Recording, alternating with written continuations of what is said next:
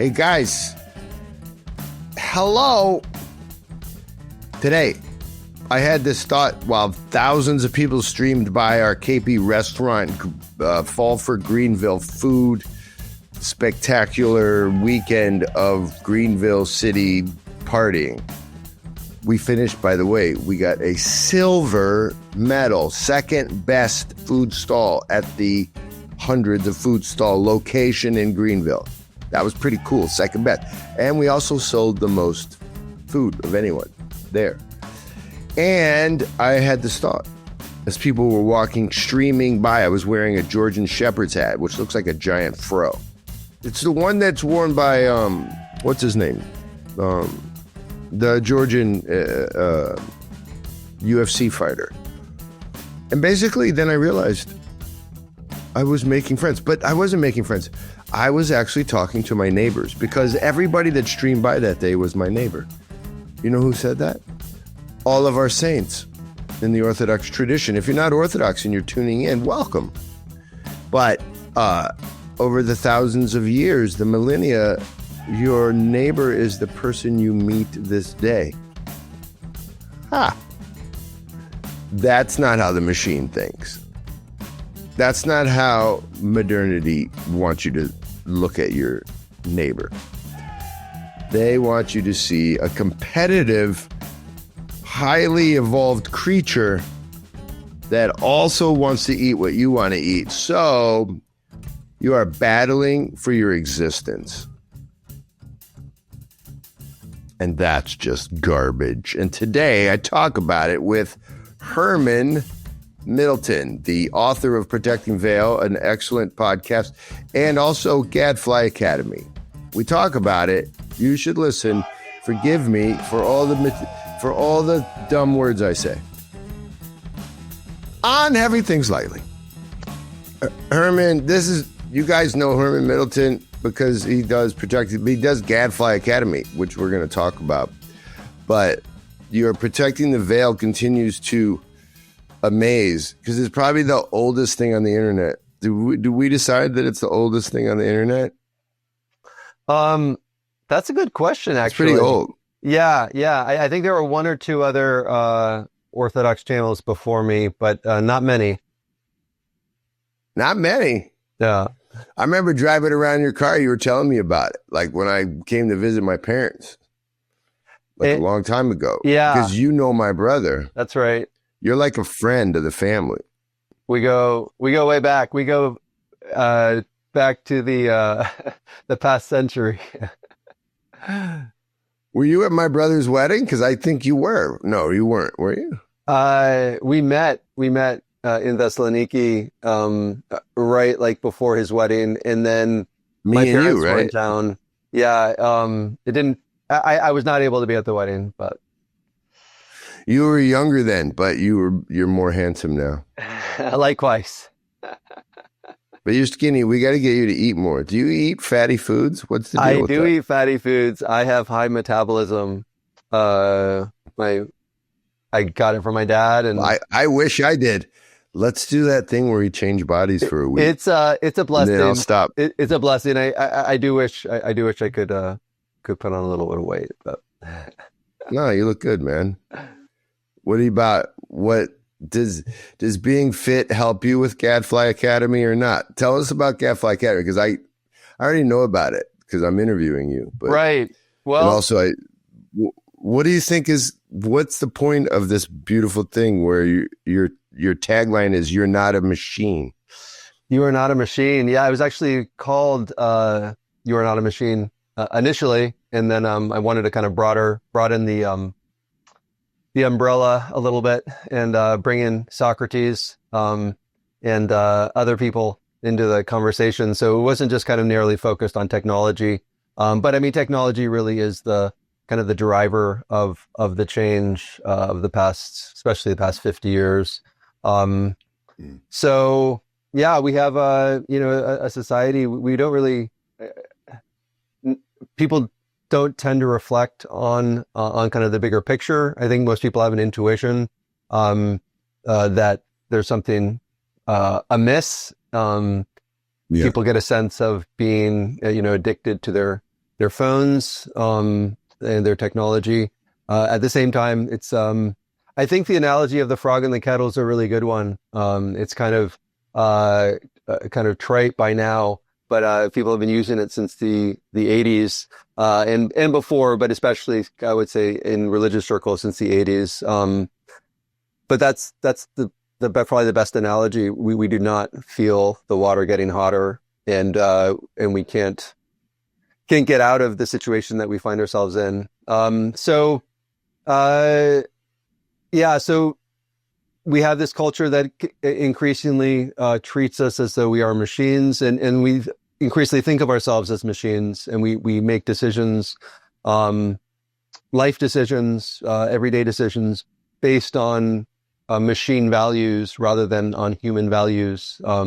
So efficiency, speed, cost, return on investment, all these kind of values which do not serve us in the long term as humans. And so these are the kind of conversations I'm having. I mentioned to you, I was just out in Montana visiting some friends, and while I was there, I was reading Paul Kingsnorth's new book, which honestly, he does a wonderful job of touching on many of these ideas. I think it's yeah. That book is, well, oddly, that book is Gadfly Academy on some level. I'm reading it too. How do you know though you're not? Why do you think you figured out that the water's starting to boil? How come you're the smart frog? I agree with you. I think what you're saying is true. However, why are we this? I don't get it. How come we get to figure it out? Yeah. So I've been thinking about these things for decades, and I'm kind of now seeing them appearing, happening in the culture in front of us, all around us. I think most people have an intuition, and I just want to be one more person that's talking about it, because if it's just one person talking about it, you can they can be dismissed and set aside. The more people that are talking about it and talking kind of seriously, looking at it, trying to understand it, the more the more people are going to take it seriously. And I think one of the great things about Kingsnorth's book, last time we spoke about this, I had not yet read it actually, so it's maybe just as well that we were able to do this again. But one of the great things, about his book is that he provides a kind of a big picture, the kind of a interpretation for what's going on in our culture, in particular vis-a-vis like the culture wars. That these are symptoms of an underlying problem. They aren't the problem, and you're not gonna, you need to talk about the disintegration of our culture, of what it means to live together, what it means to be a human. These are all topics that people don't really think about, but they are at the heart of the problem. And if you don't talk about them, then what will continue to happen is what has happened for the past 50 years, which is this machine, this thing is going to continue to. He's got some really vivid images in his book, but one of them is the machine spraying Roundup on us and then tilling us into the soil. And I think that's what's happening as the water in the pot is boiling, is getting hotter, and we don't sense it. We sense it, but we can't put our finger on it. We can't describe what's going on. We don't understand, and we don't understand that we have to make like much more serious choices. It's hard to pull oneself out of the matrix. It's hard to live in a way that's different than the people around you.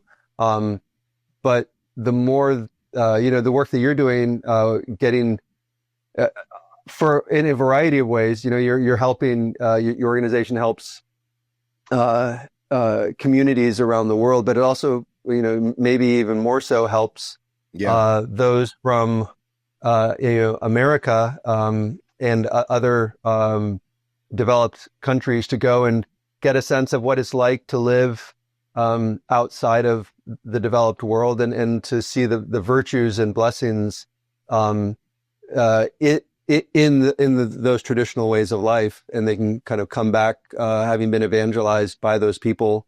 I think that's thanks to God, we do still have there are still indigenous communities, people, communities that live more traditional lives, and the more we can be influenced by that. I think about, so there's this, we're going to Colombia, and there's this group, we're blessed to be invited to this place called Tierra Bomba, which is a very difficult place. It's where the Maroons, the escaped slaves of Colombia, they went to this island to stay escaped. And now it's, it's right there in the shadow of Cartagena, but it's deeply impoverished. But it's the stories they tell themselves is fascinating.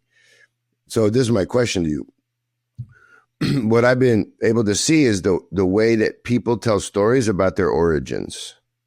And what always struck me was, oh, that was cute. This is the way I was raised in the 80s. Oh, that's cute. Oh, they're trying to make sense of, like, who they are, but they don't really understand that they evolved. But it's so cool that there's like a jaguar that made the Mayans. See what they're doing?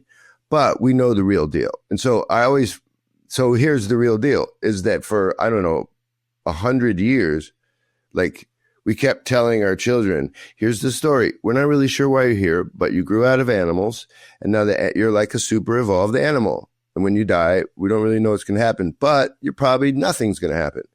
Yay. And that was the story we told for like a long time. I don't think people really get this. Like, that is actually what we told our kids, if we told them anything.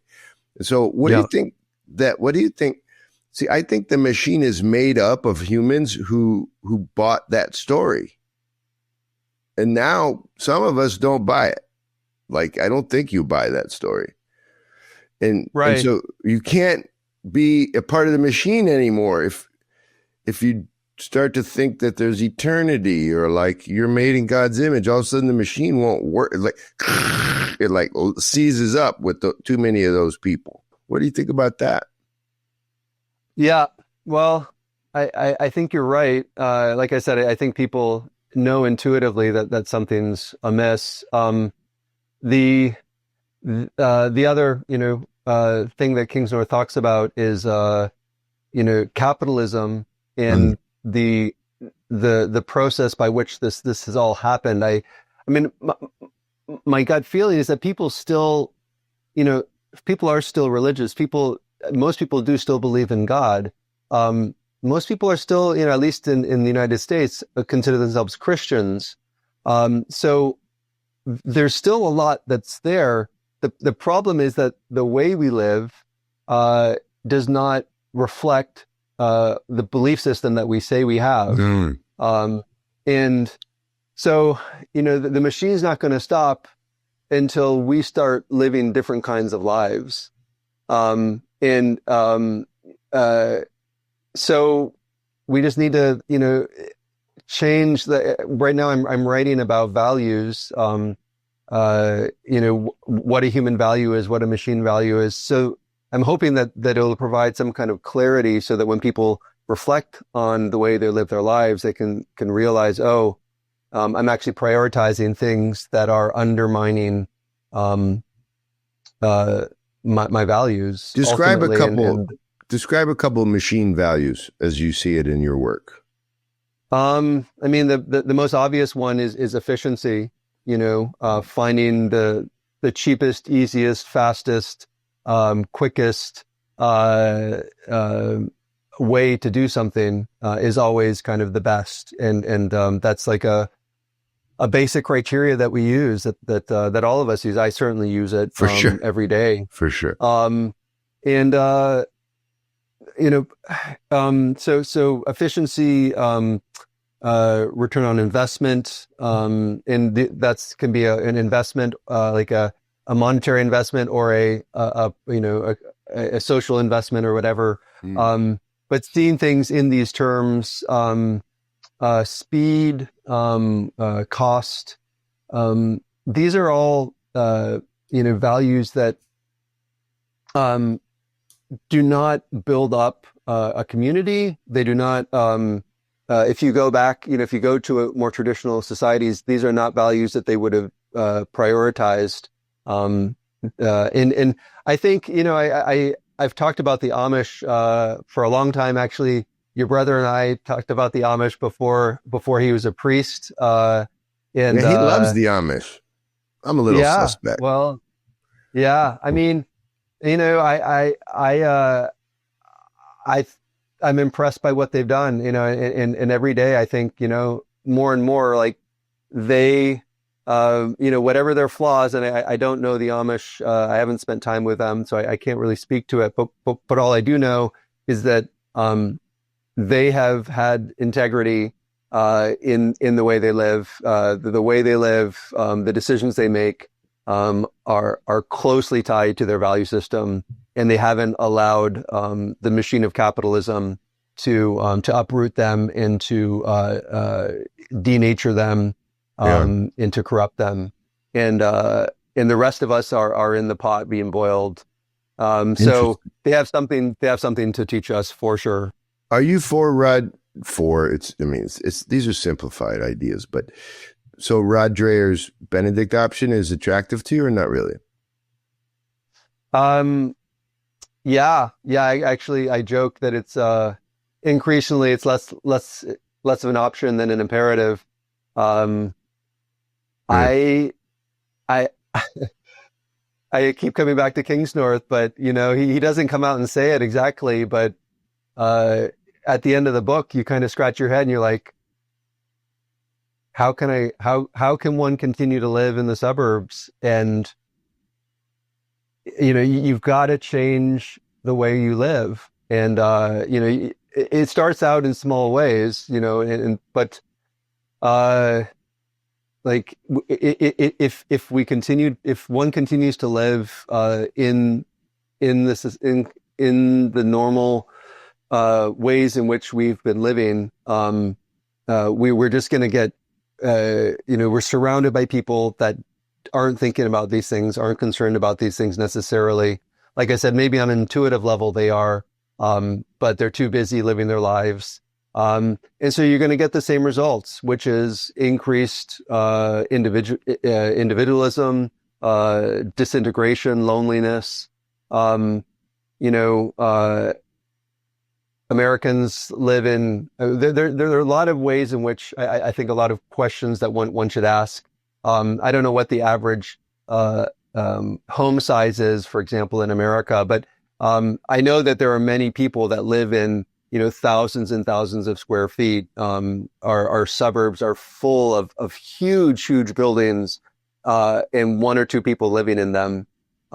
It's just, one example of many that you could point to show, what, like, first of all, just like from a material kind of perspective, like what a waste of resources.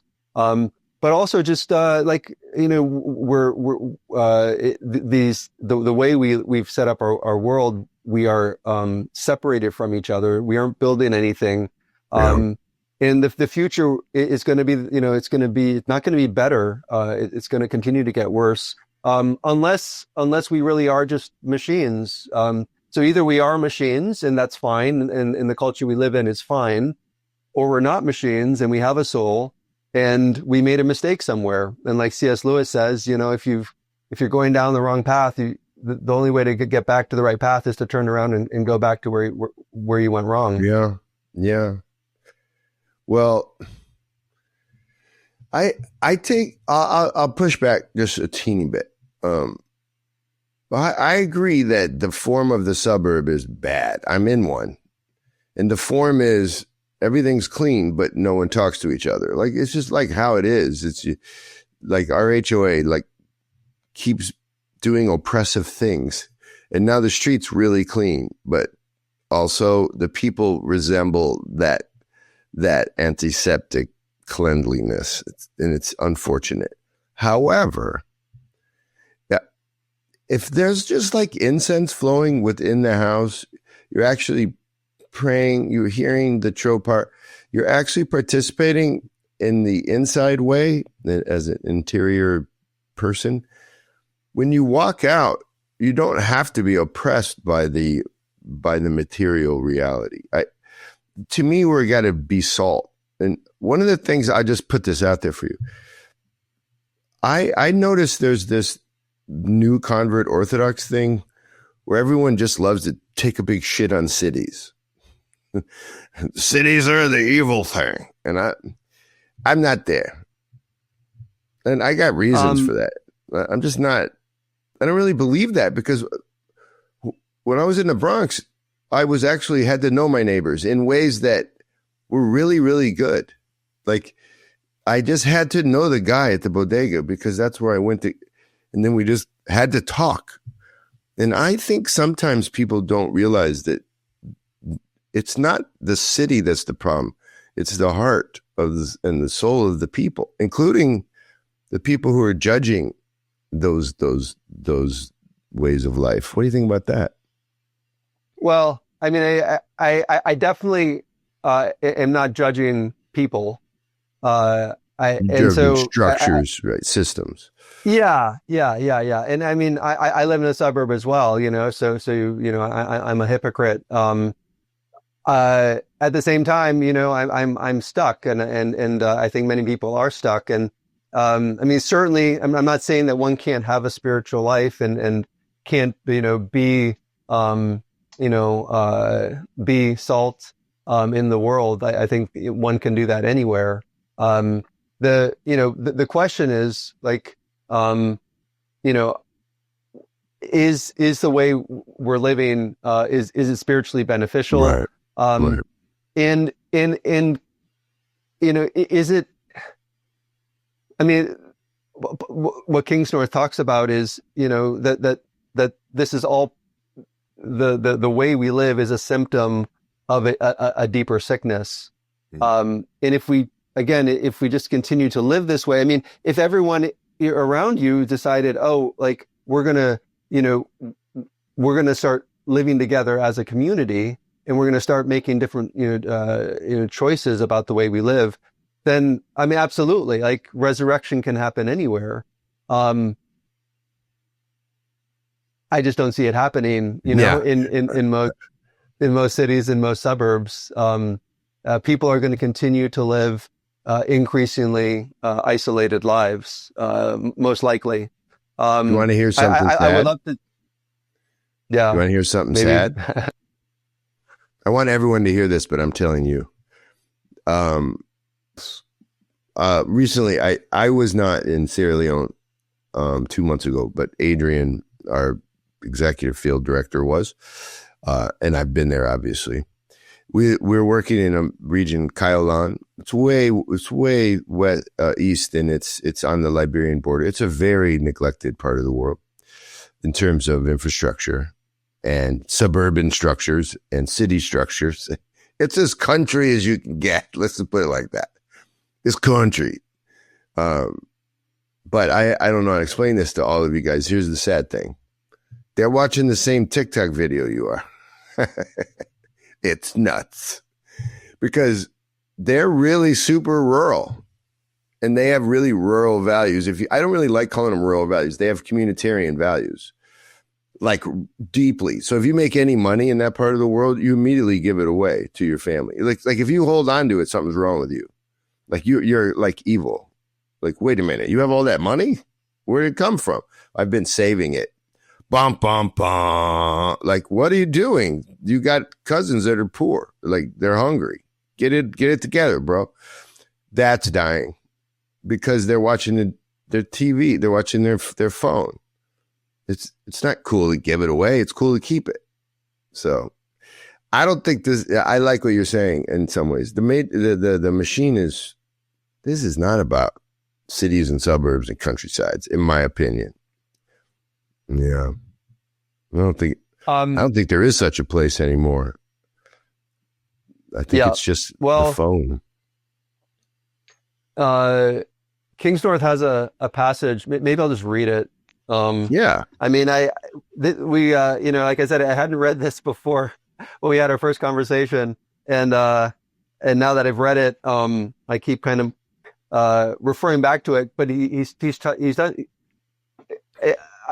I didn't expect this to be kind of an ad for his book, but I have been really encouraging people to read it if they haven't. I think it's an incredibly important book. But let me just read this section. It's read that. 30. Why you read before you do. Herman is referring to a conversation that we had together. It was really good. It was exceptional, and also it wasn't recorded because I never hit the record button. So now, as I understand, the record button is working. Please proceed, Herman. All right. So Against the Machine. It's page 30. It's the end of part 1. This, in practical terms, is the slow, necessary, sometimes boring work to which I suspect people in our place and time are being called. To build new things out on the margins. Not to exhaust our souls engaging in a daily war for or against a West that is already gone, but to prepare the seedbed for what might one day long after us become the basis of a new culture, to go looking for truth, to light particular little fires fueled by the eternal things, the great and unchanging truths, and tend their sparks as best we can, to prepare the ground with love for a resurrection of the small, the real, and the true.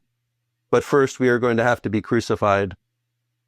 Wait, let's make a toast to this guy who's saying what a lot of us are saying, but he's pretty good at saying it. So to Paul and to all the writers out there and Gadfly people who are trying to have this conversation. Kagi Marjos, Herman. Kagi Marjos. Thank you. So go ahead, elaborate on that.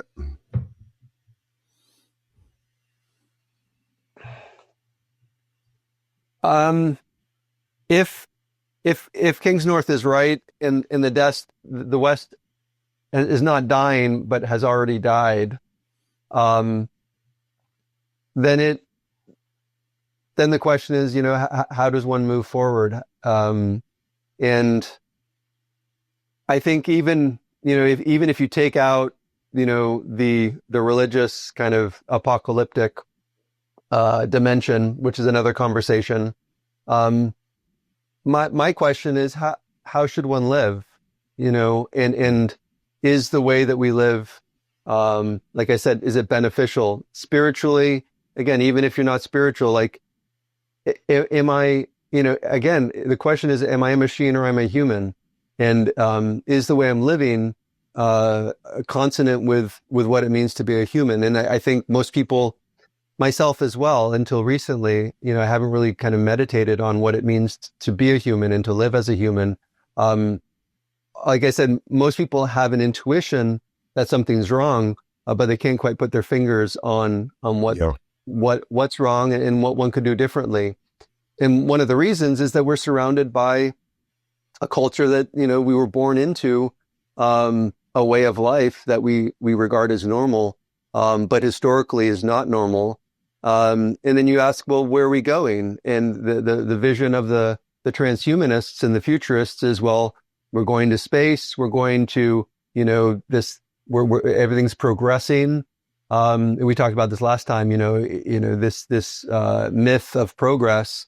But a lot of people are questioning that now, and they should be questioning that. And if we aren't progressing somewhere, if we're actually, are humans really smarter than we were? Are we? Am I really smarter than Plato and Aristotle? So, Gadfly Academy. What's going to be what's the operating manual look like? Like, what do you hope to do in terms of interviews, and how's it going to look? It's a work in progress. Like I said, I started it just over a year ago.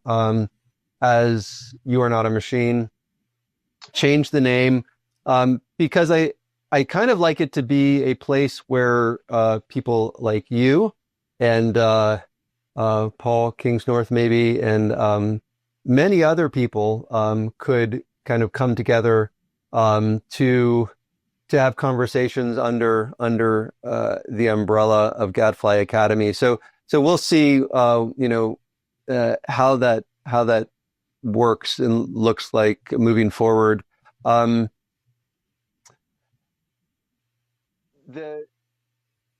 love it. Can I just put a pitch in for your idea by pitching myself? What a loser. But I just want to tell you this. Our pod started as those thoughts born out of my experiences overseas and with my own family, a racially mixed family, going like, what's going on here? And then I realized like there's sort of like an old world and a new world. There's sort of like the world before the Enlightenment and the world after. And then there's the Enlightenment and what it was. And I started to realize that there really were like different sets of lessons. And this isn't to amalgamate and ecumenize all cultures before the Enlightenment is the same. I'm not doing that. I'm not trying to do that. But there was a shared set of values. They were really communitarian. They were like, first your people, like, you other people, stay together. And so then there was that mojo, and then there's not. And so, yeah, I've been thinking about this. I would love to be a part of that because I think that's what my podcast is about, and that's what our work is about. So, yeah, I like the fit. I think it's real. It's a real thing you're doing. It's going to run real deep. Yeah. That's my hope. I at very least, I'm going to, continue to write about the things that seem to be the most important. One of the difficulties of getting into this world, this conversation is where to begin. I think Paul seems to. You had a conversation with him recently, and on other podcasts, he suggested that he kind of wants to move away from the diagnosis and the prognosis and the suggested cures and so on, and he'll just point people to his book moving forward. I think he. Yeah, and then do the nodes of joy thing where we commune with each other. But I'm highly suggesting you dig into Philip Sherrard, Rape of Man and Nature, because he actually brings it into a conversation about a proper understanding of the Trinity.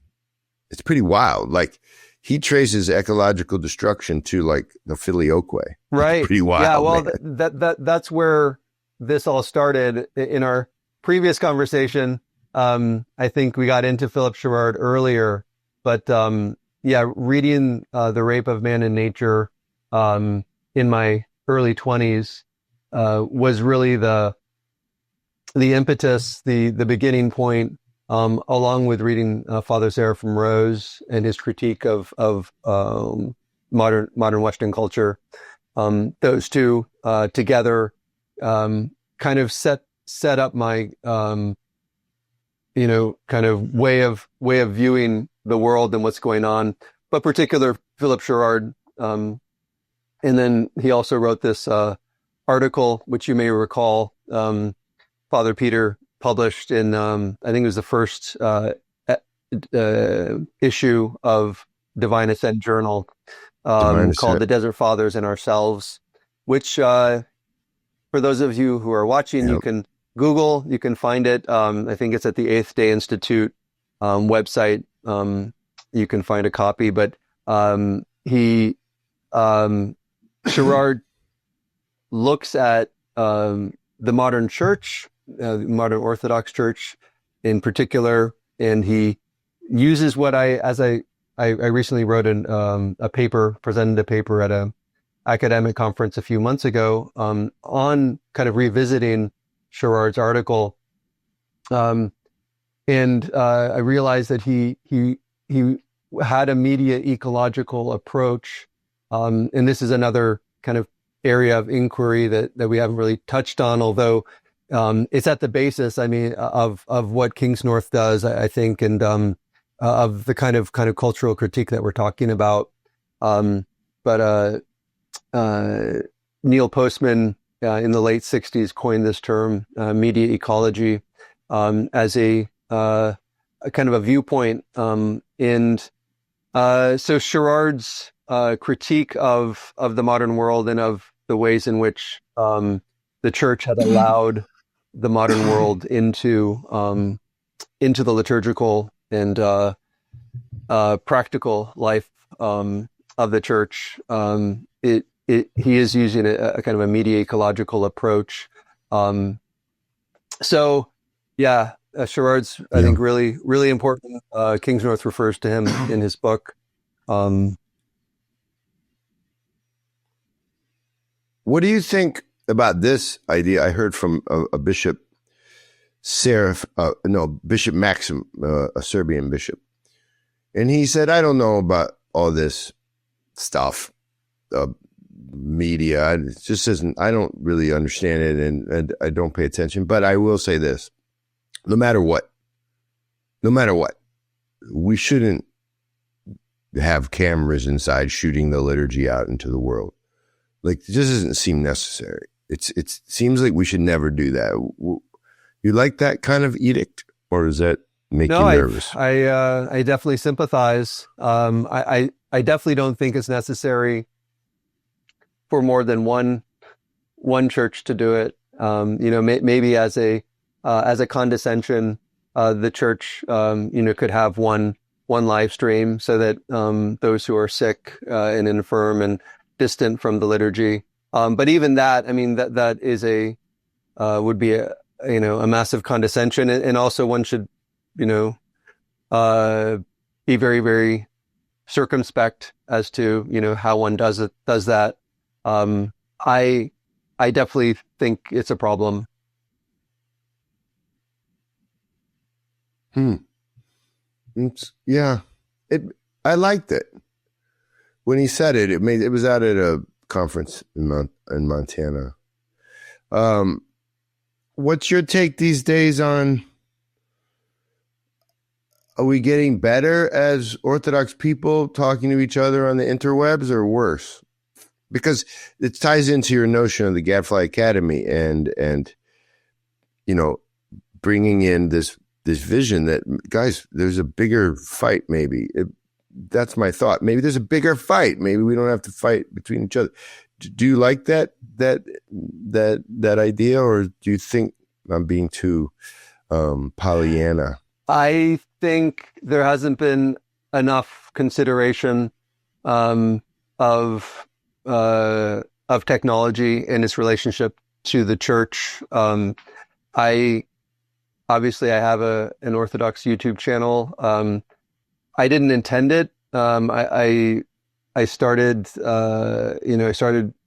recording interviews in 2010 and didn't release them on YouTube until about 2017 or 2018. My intention was not for YouTube. I wasn't thinking of YouTube at the time. I was thinking of educational DVDs, which were still a thing back then.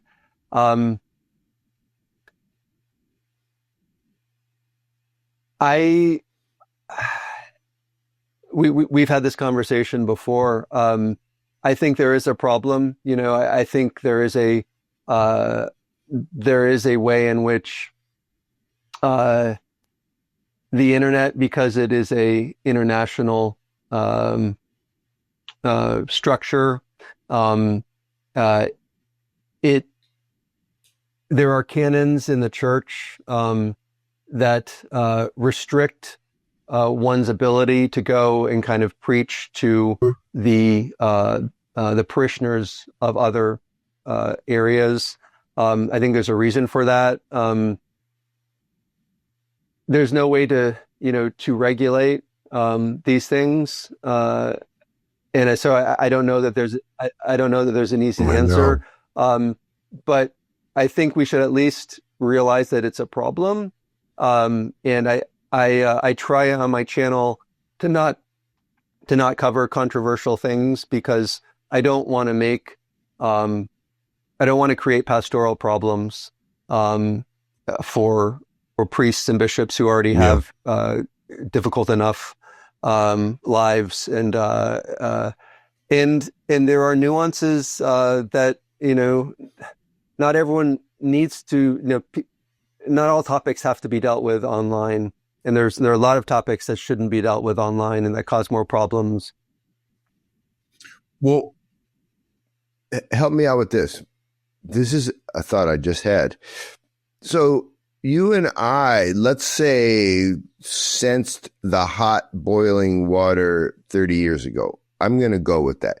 And I do think all of this corresponds with the notion of conversion. So I think when anyone converts, a Hindu or whoever, something wakes up in them. And it's not always toward Christ and truth, perhaps, but it's a waking up. And I think the waking up that you and I went through was to, of course, to realize the resurrected Christ, but also to say like, oh, there's an accompanying idea on the darker side of the machine. So I woke up to that. So did you. I think that's why you're here with all this great internet content. Because one thing about you have great internet content. So, but work with me for a second. So Gadfly Academy, and for Heavy Things Lightly, this podcast, we're sitting around doing wake up conversations. Let's call them that. Let's just call them like, oh, see what's happening? Variations on that. And then some young guy somewhere, some woman somewhere, they wake up. So this is my question for you, but for me too, and all of us. When they wake up, they're not tidy people. They're not tidy. They're waking up with thistles and thorns and all kinds of ideas, and also beautiful ideas of, oh my God, like that's so amazing. I have a friend who always says, I thought America was the hero of the story. And now I realize, wait a minute, it's the Gollum. And he screams it. And he's like, so I love American servicemen, but they have to stop going out with guns. Like he's freaking out. And he's a human and he's young. And you know where he's walking into? A church. And you did that. I could argue you, Gadfly guy, did that. You brought him with all of his irritations into the church. And so when you do that, like, I just think it's going to be messy. I don't really care that it's messy, but yeah, I see your point. So what I tell people is, once you found the church, stay offline. Like, you don't need to be online anymore. You have a priest, you have a liturgical community. Be obedient. If your priest suggests some online resources, great. But otherwise, like the point of online is to help people find the church, and should not be, I think, a catechetical place. I mean, if you're in the outback, in Australia, I think there was one commenter on one of my videos who said, thank you for your content, because we're in the middle of nowhere, and you are our entry point into Orthodoxy, and we don't have a church. That's a rare situation, but I think for most people, like online should be where they find Orthodoxy, and then once they become Orthodox or go to an Orthodox church, it's at that point where online becomes can be divisive, and I see. Yeah, I see. In some ways, then it's like you have what you need, because you have the community, you have the communion, you have confession, you have a priest. But you know what? Maybe the machine has taught us also to trust itself, like to trust the data as it floats around. We get into habits of mining the data, right? So you're saying something like, when you find the parish, break your habit, Mr. Untidy, wake up person. Like, absolutely. Break the habit, bro. I mean, that's, Kingsnorth and others, encourage the destruction of, one smartphone, or the, moving moving away, so what is the solution moving forward? You're right. Like one has, in myself, firstly, these addictions, and so the path forward again is to go back to something simpler, and it begins inside of oneself, and making different choices and living differently, looking for like-minded people, looking for community, and looking at one's values and asking oneself if one's living one's life according to them. And if you're not, then it's tricky, man. And yeah, we can, I got one last question for you after our unique second try. When I hit record and then the demons came and kept hitting unrecord. This is like our third, but for people who are watching this, we've recorded like 3 recordings today. But you know what, Herman, we're getting it done. Just to take this one step further, there is this thing with the conscience. I was a new convert. I was in a parish, but something was off. This is the problem, right? Something was off, especially when they tried to ordain me. When no one told, they were like, "We want you to be a priest." At a meeting where they had already asked, it was a crazy moment in my life. I had no intention of ever doing any of that, but no one had asked me. And I was like, something's wrong here, and I started to realize what it was. And then eventually I had to leave. But a lot of what I realized came from me surfing the interwebs. Like something was not right with that situation. But I was helped online. Father Josiah was one of the people that helped me. And I just wonder, like, I get what you're trying to do. I really do. You're trying to honor the role of the parish in your life, and especially of the priest, the pastoral leader.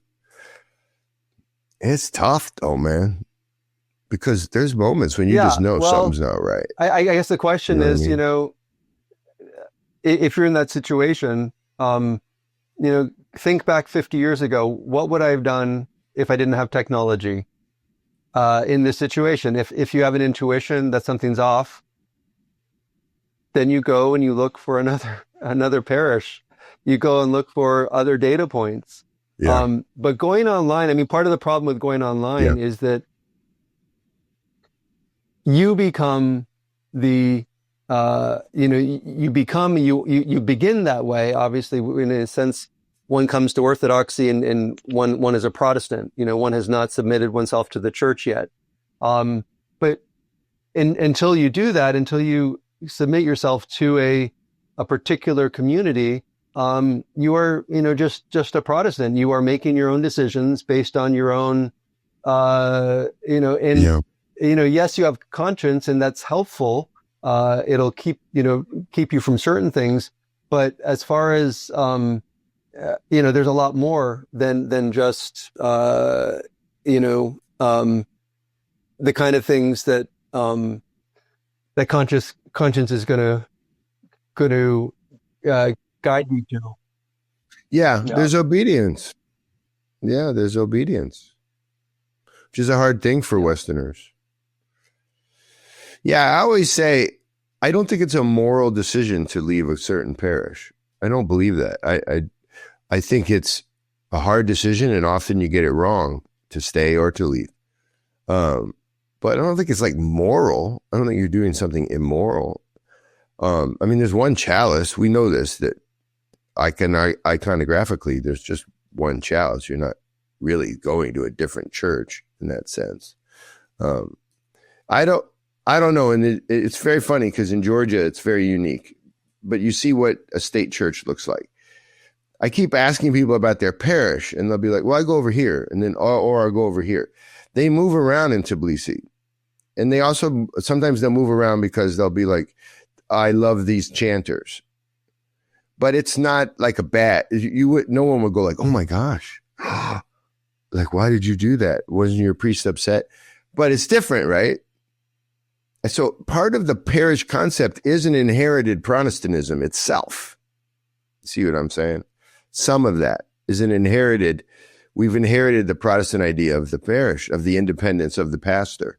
Some of it. And you can see it in Georgia. That's not the issue. The issue would be if you're not preparing yourself for confession, but through confession, then who's your confessor? And then you start to realize, oh, it's way laid back, like as per parishes. For better or worse, that's in my blood. I see that when I'm in Georgia. So I don't know. I think it's so messy that mostly we have to be really kind to one another. Because most of us don't know how this should be because it's so odd in history, this internet stuff. And I guess a question I would ask about, the situation in Georgia, because obviously I live in Greece as well, and it's kind of similar. But the question is, is the way it is in, 21st century Georgia and Greece, is that what it would have looked like 500 years ago? Yeah. Or is it right? Because they didn't have a state-sponsored church. It wasn't like, in certain places they were probably historically. I don't know, what it looked like in Byzantium. But we do call the priest father, and he does have a flock, and it's not like an invisible flock. We don't believe in a invisible church. So there is something about like a local relationship, and I think that there is a commitment, a responsibility that one has. If everybody just flocked to to a certain parish because they liked the certain preacher or the certain chanter, to me that sounds way more Protestant. So. There's freedom in Orthodoxy. Obviously, we very much believe in the importance, centrality of free will, and so no one is forced. But I think there is a responsibility, and as long as everything's done in love, I think that's the main thing that's done. Things are done peacefully according to order. I agree. So with Gadfly, are you going to do some solo riffs, prepared essays, or are you just doing all interviews? Why can't I come on? Because I'm seen as foolish. I'm foolish, but I also want to talk about stuff too. On the contrary, I got some ideas. I would love to have you on. I could talk about restaurants, talk about a bunch of things. I mean, mostly right now it has been vlogging. Actually, initially I was filming myself, and now I'm actually doing a faceless YouTube, because I can just record the audio, and I don't have to worry as much about all the lighting and stuff. I will go back to doing filming myself, vlogging. But I've done different things. I've been trying to figure out the path forward. In answer to your earlier question. It's not very clear exactly. I think in the coming weeks and months, I think I'm going to engage with Against the Machine, because I think it really is an important book, and I do want people to read it. And I have been blogging and vlogging about values, and also the attention crisis. All these things are kind of related. Prior to that, I was talking about Neil Postman. I went through chapter by chapter. I went through Amusing Ourselves to Death. So there, I kind of have a perfectionist tendency, and so I've been trying to figure out what's the right way into these questions, and there's a million different answers. And can I give my vote? My vote is the way that you attenuated the morals or the morality of the machine, or the machine virtues, is really helpful. It's a nice delineation, because I really think we Christicans, we Christian Americans, we have really begun to believe that efficiency is a Christian value. That's not a Christian value, bro. It's like, it's very inefficient to get crucified when you could actually destroy everyone. Like, it's an odd thing to do as a God. And so I love that part about Gadfly, which is like, yeah, like virtue alert, virtue alert. That's a machine concept. You don't have to do that. Like the silo idea.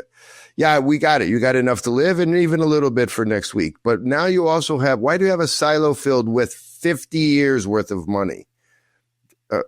Like virtue alert. That's not Christian, bro. Like, I really like if you can help us with that and remind us. Good. Really good. People go, no, I think Jesus would really like us to have all that. He wants us to prepare. Incorrect answer. Do that. I'll help you create a machine for that. That machine, that's a machine virtue. Sorry, you don't get to do that one. Or you can, but then you're a machine. I like it. Yeah. Well, we all do it. I absolutely do it. And I'm just trying to get into the conversation because it's just like, I mean, it really is a deep rabbit hole. It really is. We are so immersed in this stuff. And that's why, you ask about the Benedict option and, God loves us and God's going to, come to us where we are. And we have, each of us, when we wake up, we have a 24 hours to spend, another gift. And, so, it's good to do the best one can do wherever one is, bloom where you're planted. The question is moving forward, is this sustainable long term? I've found that it's not, the way that I've been, as I'm a single person taking care of my mother. And, I have found that, especially for those on the margins, I've become kind of a person on the margins, that is not sustainable. It is not, and we can just kind of, live lives of quiet, futility and sadness and isolation, or we can try to do something better. And, I don't know that I'm going to be able to do it, but I've seen it now. I've seen the problem. And the question is, am I willing to live another, the rest of my life, seeing the problem, not doing anything about it, and just like accepting, the absolutely mediocre, and that's like a kind word to use for it. The other word would be hellscape that we've created, in the most wealthy, successful, quote unquote, culture of all time. And we're just surrounded by people that are, we are people that are isolated, lonely, on antidepressants. All the stuff, but it's, and we keep, people know, like everybody knows this intuitively, everybody knows it. But the question is, what's the solution and what's the problem? And you have to go very, very deep to find both those things. Well, I have an announcement to make that you are going to try, and with me, it's a hard thing to commit to, but to be a tamada at the restaurant. And the reason I bring that up, we're going to meet, and this is for it helps me, Herman. Thank you. Because people that watch your stuff will come over here, and we're always looking for a tamada. The tamada brings attention. He brings people to attention at the table. So I'm not going to get all into it, but it's the attention to the high thing for a moment, the unity of being together in one moment on one idea that allows us to commune and to be not attentive. In other words, to be at peace at the table, talking about whatever you want.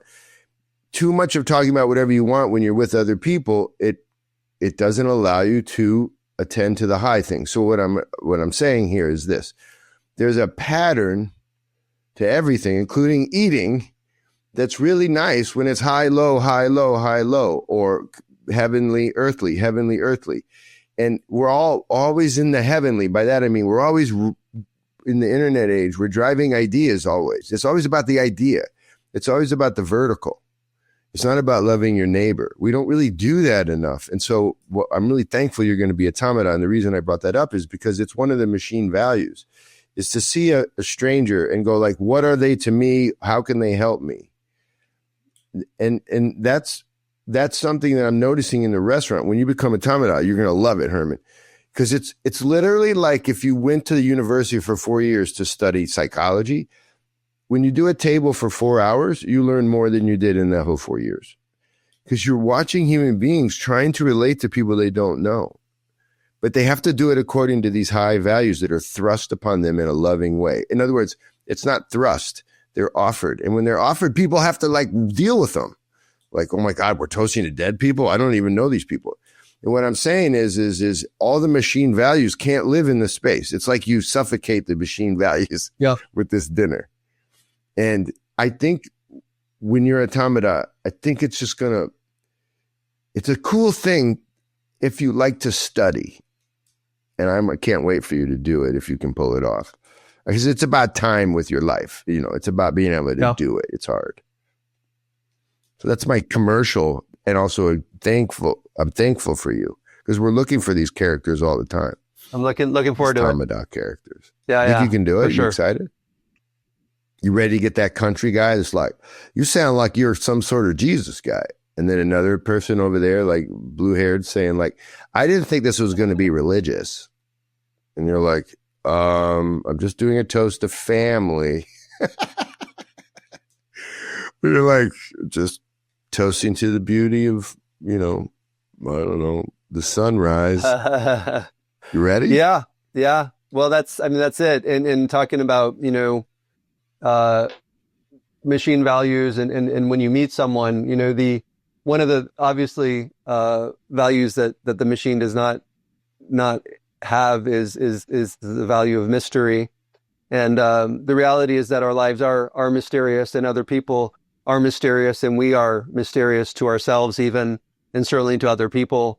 And I think that's one of the great things about the KP, the Supra, is that there is this mysterious thing happening behind the scenes.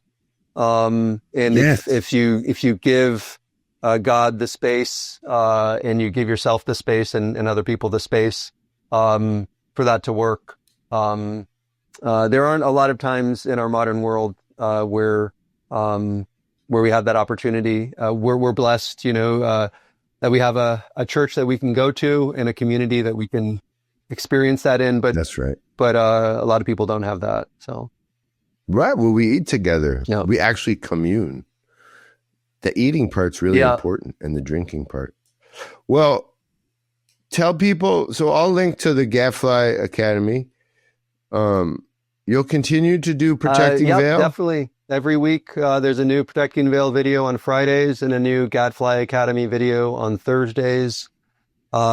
So that's the plan. I think they both kind of work together very well, and they're both a blessing and an opportunity. And most of my writing is in the Gadfly Academy world. I do have some things planned for Protecting Veil that I'm working on. But I wrote my doctoral dissertation on C.S. Lewis, and particularly his theological anthropology and cosmology. Lewis, I feel like, has been a wonderful bridge for a lot of people between faith, between Christianity and the world. And also, I would say even between Christianity and Orthodoxy, that there's so many, theologically, so many places in which Lewis really understood things, I think, better than most Western religious writers. So he's been very helpful for many people in coming to Orthodoxy.